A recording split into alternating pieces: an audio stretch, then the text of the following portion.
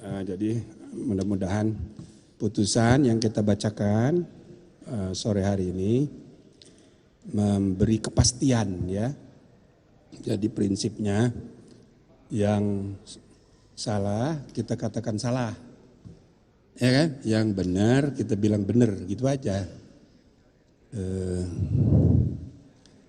Nah, tentang rule of the game, aturan main untuk pemilu, itu satu hal. Kedua, tentang dinamika politik, hal yang lain lagi. Okay? Nah, yang kita urus ini tentang bagaimana keputusan diambil, karena itu menyangkut soal perilaku etik para hakim. Maksud saya tentang politiknya itu kan siapa mau jadi capres, siapa mau itu kan soal lain, soal politik gitu. Nah, yang kedua soal aturan mainnya itu tadi sudah saya jelaskan. Putusan MK itu final dan mengikat, begitu kata konstitusi. Diatur di konstitusi demikian dan juga di undang-undang sebagaimana juga sudah dipraktekkan, bahkan sudah beberapa kali ada putusan MK soal mengikatnya itu sudah jadi doktrin. Putusan Mahkamah Konstitusi bersifat final dan mengikat. Nah, di seluruh dunia kayak gitu sama. Nah, bahwa keputusan itu kita tidak suka, itu soal lain. Bahwa keputusannya diambil melalui cara yang misalnya melanggar aturan, itu soal lain lagi.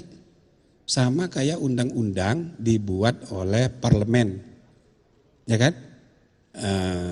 Banyak yang kita tidak suka undang-undang itu, tapi begitu sudah disahkan, ya kita harus hormati. Nah, cuma kalau undang-undang ada mekanisme untuk melawannya, upaya hukum namanya judicial review.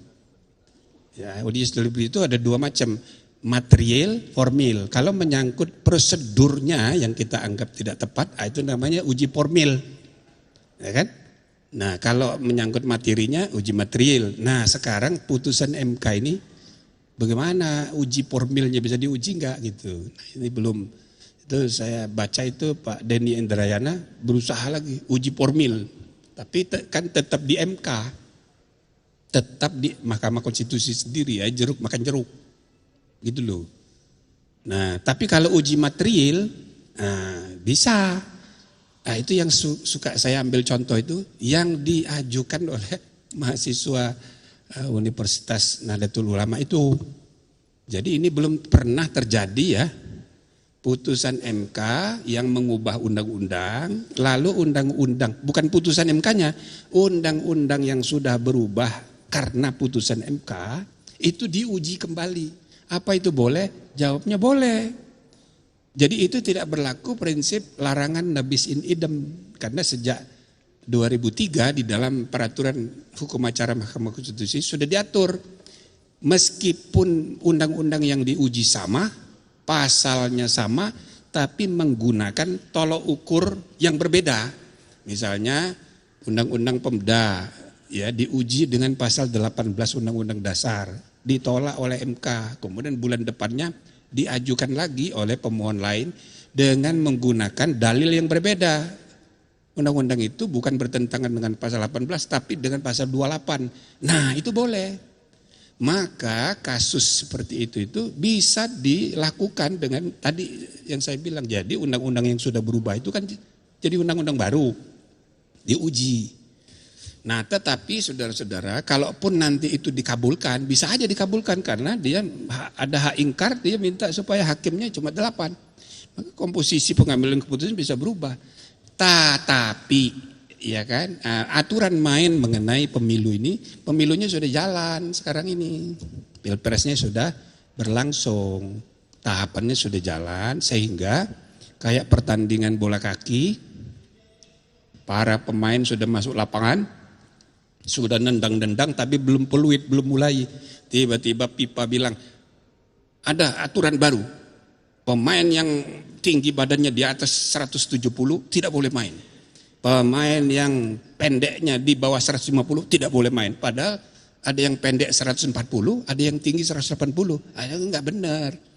Makanya putusan aturan main itu ya kalau prosesnya sudah jalan, pertandingan sudah dimulai, ya harus diberlakukan untuk pertandingan berikutnya.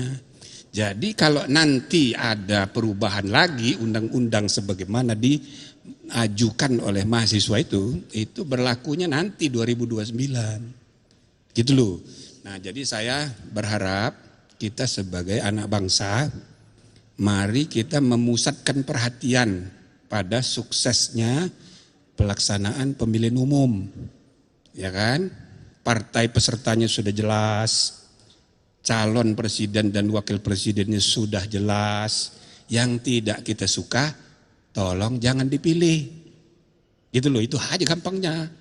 Nah, jadi harapannya kita fokus saja untuk pemenangan masing-masing kelompok gitu, nggak usah saling negatif campaign, ya kan, kampanye negatif, apalagi kampanye hitam.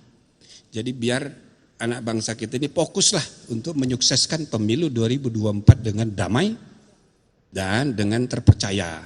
Nah, sepanjang menyangkut penyelenggara pemilu kita himbau KPU, Bawaslu, DKPP, bekerjalah dengan profesional, tidak berpihak.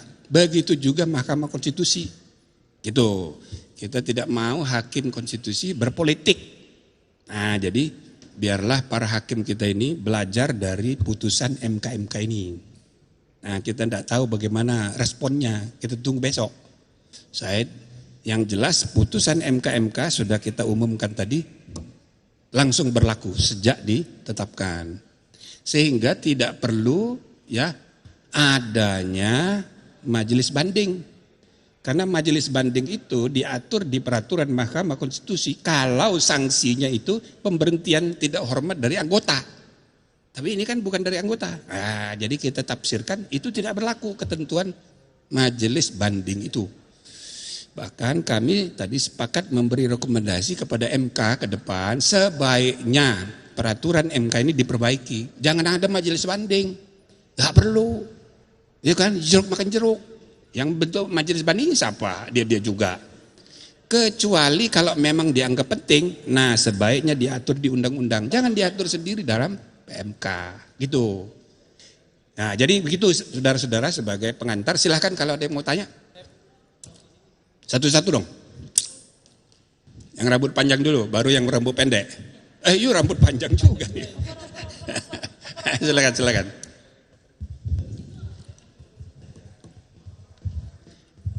Ini para pelapor sudah diwawancara. Oke, udah ya. Silakan. Selamat malam Prof. Jimli, saya Vito dari kompas.com. Kompas. Ya, mau tanya pertama, tadi Prof. Jimli menyarankan supaya kalau misalkan yang gugatan BEM Unusia itu nanti bisa mengubah pasal itu lagi, itu berlaku di 2029. Ya. Mau tanya ke Prof. Jimli, itu pertimbangan hukumnya apa? Karena di tahun 2019 kalau aku nggak salah, itu MK juga pernah mengeluarkan putusan soal calon anggota DPD itu tidak boleh anggota partai politik. Dan saat itu Ketua Umum Partai Hanura, Pak Usman Sabtaodang itu sudah masuk DCT dan akhirnya harus dicoret dari DCT. Artinya bisa diberlakukan di tahun yang sama ketika pertandingannya sudah berjalan, tadi mengutip istilahnya Prof. Jimli. Ya. Itu pertama. Sama yang kedua, tadi dijelaskan soal adanya dibukakan pintu intervensi pihak luar ketika membacakan putusannya Pak Anwar Usman. Itu seperti apa bentuknya? Ya. Makasih Prof. Ya, itu tidak semuanya harus diungkap.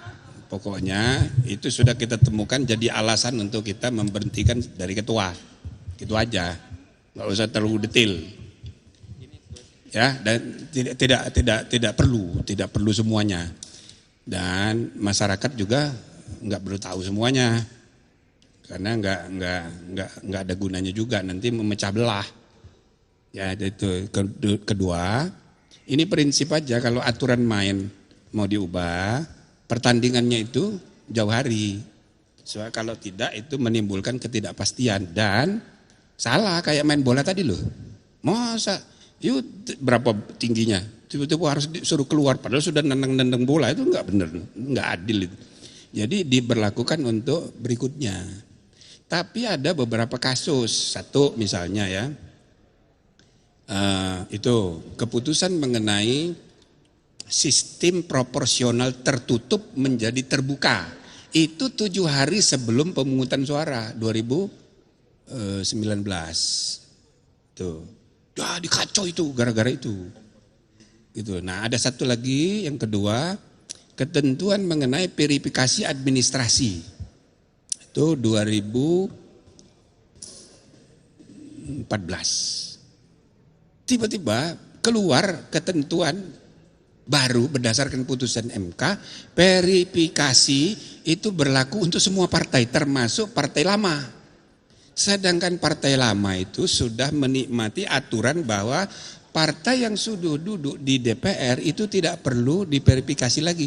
Maka mereka tidak awas sehingga tidak disiapkan administrasinya.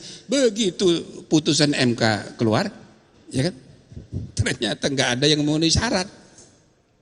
Itu kejadian 2014 terjadi. Cuma, ya kan, ketua KPU-nya datang sama saya waktu itu, saya ketua DKPP. Prof, ini bagaimana ini? Masa cuma, saya nggak usah sebut ya, cuma satu partai yang lolos.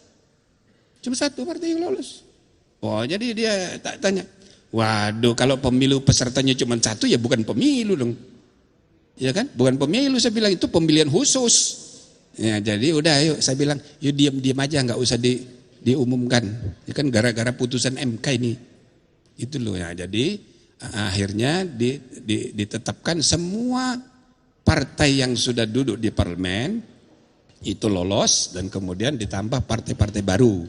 Gitu adanya. Jadi memang ada kejadian kayak begitu. Kedua, tahun 2019 yang lalu soal KTP.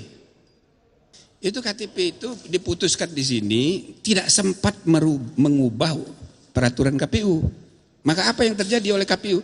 KPU tidak sempat menggunakan, persis kayak kalau sekarang masih bisa, DPR sudah tapi waktu putusan dibuat, DPR kan lagi reses. Kewajiban untuk konsultasi cuma 2 hari. Enggak bisa.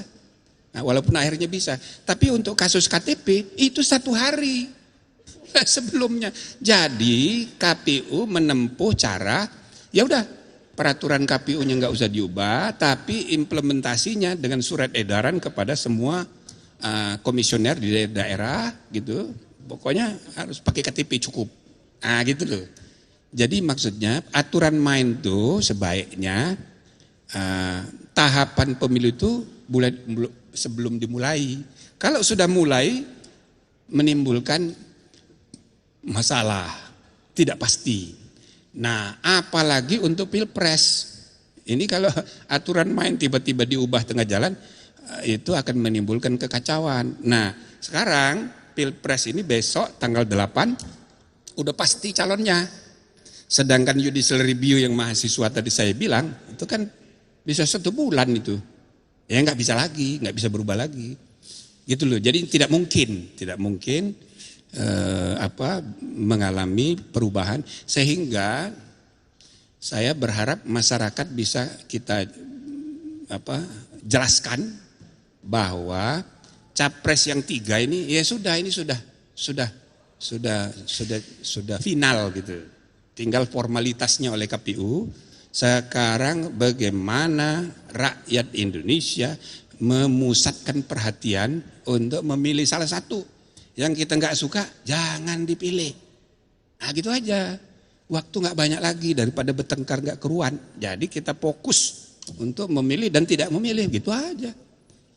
Cuma sebaiknya jangan golput, itu aja. Nah terus yang rambut panjang dulu, yang pendek-pendek belakangan. Oh nanti yuk ya. Dia lebih panjang rambutnya nih. Oh iya. Silakan. Selamat malam, Prof. Saya Hedi dari Kumparan. Mana? Dari Kumparan, Hedi. Oh Kumparan. Mau bertanya soal ini, tadi ada pertanyaan soal ini kan awalnya kenapa banyak laporan kemudian muncul itu karena di publik ramai juga gitu. Nah ada pertanyaan, ini putusan MK ini nanti dampaknya ke publik apaan gitu. Karena soal putusan 90 tadi itu ternyata MK menganggap tidak bisa tidak punya kewenangan untuk merubah itu, tapi kan beberapa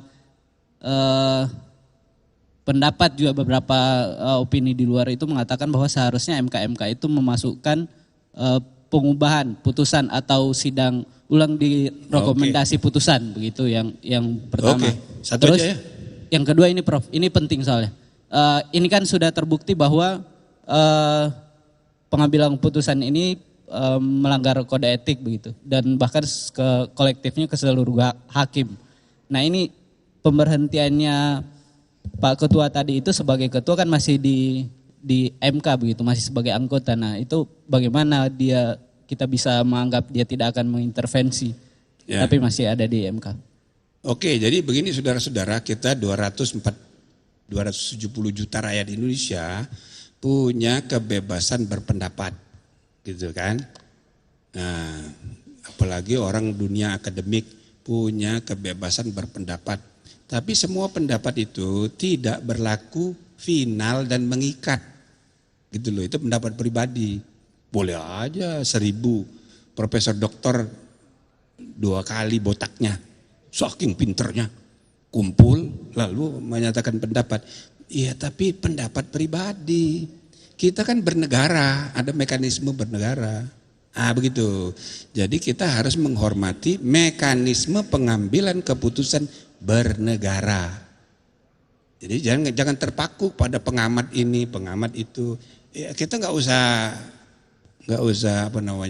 marah-marah, biar aja pendapat namanya kan. Tapi tidak mengikat. Yang mengikat tuh yang kita putusin gitu. Nah, jadi begitu ya. Nah, yang kedua tadi soal apa tadi? Yang soal intervensi gitu-gitu kan dia masih ketua. Oh ya, jadi Hakim Anwar itu masih sebagai anggota, tapi karena dia sebagai anggota beda. Gitu loh. Harapan kita kepemimpinan yang baru itu bisa membangun kohesivitas. Sekarang ini 9 hakim ini enggak kompak. Nah, harapan saya sebagai, ya kan saya berhak untuk ngomong, nasihati junior, ya kan. Sebaiknya 9 hakim itu berdebat dari segi ide. Nah, gitu loh. Itu yang saya bilang, berdebat tentang akal sehat. Tapi jangan saling musuhan, kasak kusuk gitu-gitu, jangan. Nah, jadi perdebatan itu sehat tapi di dalam, jangan bawa keluar. Kalau dibawa-bawa keluar kan jadi masalah. Nah gitu loh. Maka banyak yang mempersoalkan soal dissenting opinion Pak Saldi dan Pak Arief. Tapi udah kita bahas, sepanjang menyangkut soal dissenting opinion, baik substansinya maupun cara keputusan diambil yang dipersoalkan dalam dissenting opinion, itu tidak melanggar. Termasuk ekspresi dalam pengantar, ya kan, enggak apa-apa lah itu, masih bisa dimaafkan. Tapi statement di luar yang menjelekkan institusi, itu nggak bisa diterima, nggak boleh itu. Ya kan, seperti tadi misalnya pakai baju hitam, ya itu kelebihan, gitu loh. Maka kita katakan itu melanggar kode etik, gitu loh. Nah, tapi kalau nanti hakim, ini kan begini kan belajar ini kita. Tadi kan di putusan itu pertimbangan sudah dibilang. Konflik kepentingan atau benturan kepentingan itu ada orang yang merasa enggak konflik kepentingan. Nah, jadi soal etika ini ada soal soal rasa, sense of ethics. Kalau di suatu komunitas suatu praktek benturan kepentingan tidak dianggap sebagai benturan kepentingan, itu masalah itu. Masalahnya ialah itu sudah jadi kebiasaan. Nah, gitu loh. Nah, berarti ada masalah serius, makanya kita beri sanksi kolektif. Gitu loh. Ada banyak kasus-kasus sebelumnya itu ini mempersoalkan benturan kepentingan. Ternyata sudah ada beberapa undang-undang sebelumnya yang seperti benturan kepentingan, tapi nggak dianggap masalah, sehingga benturan kepentingan yang terakhir ini dianggap lo kan yang dulu gitu. Itu karena kebiasaan yang dianggap wajar, maka jadi benar padahal salah. Jadi gitu loh Pak, mudah-mudahan dengan pimpinan baru nanti ada perubahan. Jadi begitu saya sekira. Terus satu lagi Prof. Nah, biar dulu kesian dia. Dia protes tuh kan. Iya dong. Emang kadang panggung itu harus direbut sendiri ya Prof? Oh gitu. Prof izin Diana dari CNN TV masih mau mengejar juga. Diana dari CNN TV, CNN, Prof. iya. Oke. Masih mau bertanya soal intervensi, isu intervensi, Prof. Tadi Prof menyebutkan tidak semua bisa diungkapkan ke publik karena takut menyebabkan perpecahan begitu, Prof. Tapi bukankah ini suatu hal yang penting karena MK sudah memahami siapa dan bagaimana intervensi itu dilakukan sehingga harus dibuka supaya tahu kenapa sanksinya pemberhentian sebagai ketua dan bukan PTDH begitu, Prof. Izin, Prof. Jadi intervensi itu tidak harus inisiatif dari tidak harus inisiatif dari interventor gitu loh, tapi dia diundang untuk mengintervensi, biasa juga begitu karena budaya feodal ini. Jadi orang luar tuh OBS atau misalnya menyenangkan, spoiling.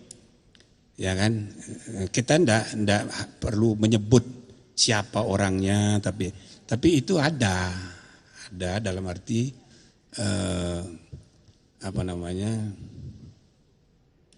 ya sebenarnya sudah jadi semacam praktek juga di banyak tempat.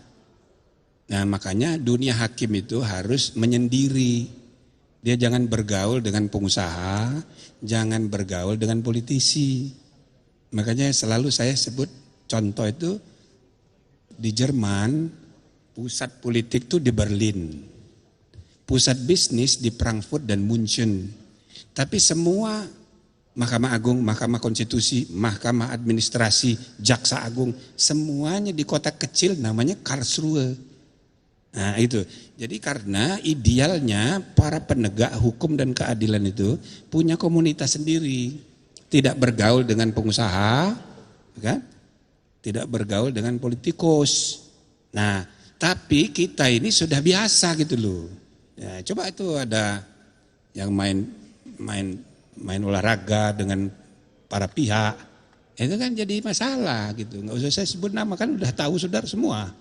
Nah, jadi saya nggak bisa ungkapkan, tapi yang jelas kita mendapatkan temuan, wah ini bahaya nih. Praktek yang membahayakan independensi peradilan, ya itu aja. Silakan, ada lagi? Habis? Saya berarti Prof, ini penting soalnya Prof. Benar-benar kumparan ini.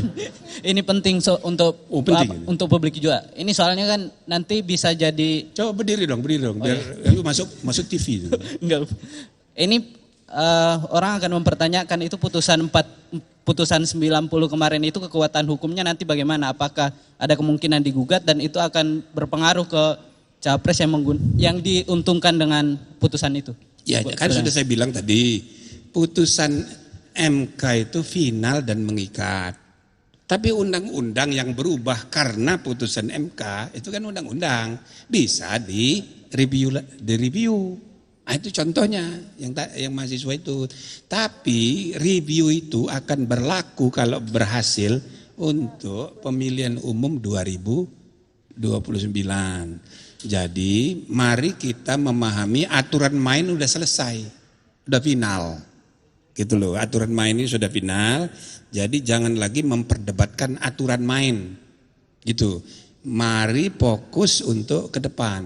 Jadi undang-undang ya sudah diputus, sudah dilaksanakan implementasinya oleh KPU, ya kan? Tinggal besok mereka akan membuat keputusan tentang pengesahan capres cawapres, gitu kan? Nah ini untuk kepastian. Jadi saya mantan ketua MK, mantan ketua DKPP, jadi saya ngerti bagaimana cara bekerjanya penyelenggara pemilu.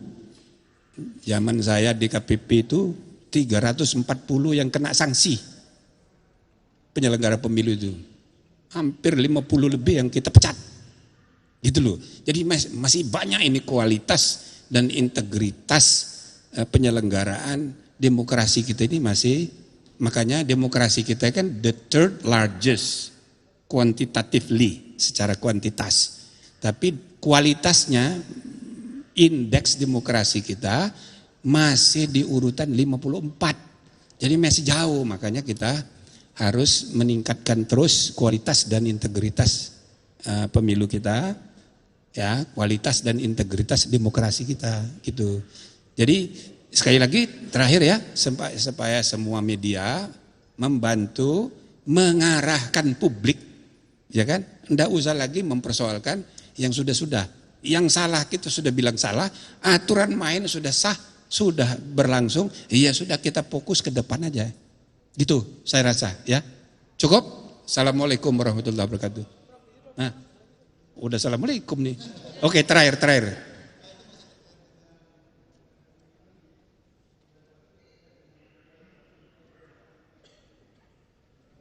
Hak angket.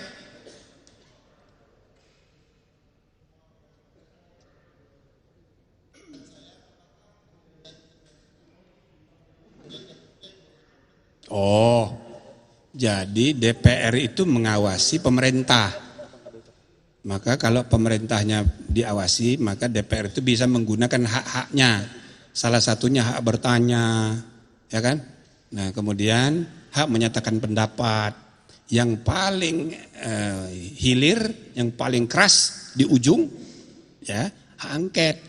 Hak angket itu hak penyelidikan. Nah, tapi itu bagian dari hak DPR dalam mengawasi jalannya pemerintahan, bukan jalannya MK. Jadi DPR tidak punya hak untuk menjadi pengawas pengadilan, tidak bisa. Nah, waktu saya ditanya wartawan, bagaimana Pak hak angket DPR? Wah bagus, saya bilang bagus karena sudah lama itu hak angket tidak digunakan oleh DPR. Artinya secara teoritis bagus, tapi kalau angketnya mengenai MK ya nggak bisa. Itu bukan objek pengawasan oleh DPR, nggak boleh itu, ya. Oke?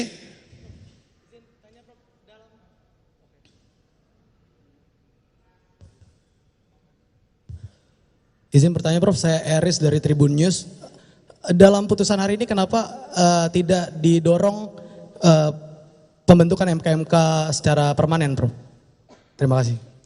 Ya enggak, itu kan undang-undang sudah ngatur MK permanen, tapi belum dibentuk, maka MK ini hanya ad hoc. Terima kasih saudara ingatkan, jadi terima kasih saudara-saudara, kami diberi tugas ini 30 hari, alhamdulillah 2 minggu udah kelar.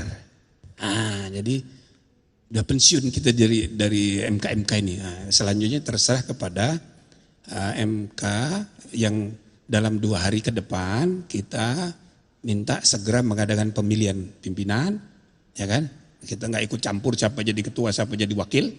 Mereka nanti bahas mengenai kebutuhan untuk membentuk MK permanen sesuai dengan ketentuan undang-undang. Tapi terserah mereka siapa. Ya mungkin tidak usah kami berdua lagi, Pak Wahid masih bisa lah. Ya barangkali cari yang lain yang kira-kira bisa menjalankan tugas untuk permanen. So kalau permanen repot juga. Saya bersyukur nih ad hoc. Kalau nggak ad hoc, wah repot nih. Gitu. Ya, jadi tanya sama ketua yang baru nanti 2 hari lagi.